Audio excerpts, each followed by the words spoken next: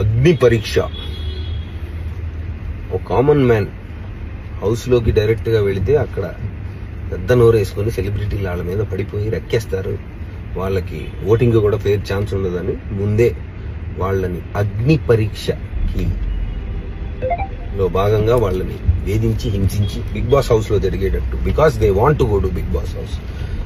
Plus మీ అందరికి కూడా పరిచయం చేసి వాళ్ళ క్యారెక్టర్ని కొంచెం లేయర్స్ చూపిస్తే మీరు కూడా నచ్చిన వాళ్ళకి ఓటేస్తారనే ఉద్దేశంతో అగ్ని పరీక్ష స్టార్ట్ చేసి దాంట్లో భాగంగా అప్పుడప్పుడు కొన్ని టాస్కుల్లో అరుపులు కేకలు ద్వారా హౌస్ లో జరుగుతున్నట్టుగానే జరుగుతాయి అని తెలిసినట్టుగా చూసొచ్చాం. కాబట్టి అది అంతే, దాని వరకు మాత్రమే, దాని క్యారెక్టర్ మాత్రమే ఆ షోలో జరిగేది, అది మాత్రమే. అంతేగాని ఊరు నుంచి వచ్చామన్న మాటకి పల్లెటూరు వాళ్ళంటే నాకు చులకనని పల్లెటూరు వాళ్ళందరూ ఫీల్ అయ్యారని ఫీల్ అయితే సారీ, కానీ నా ఉద్దేశం అది కాదు.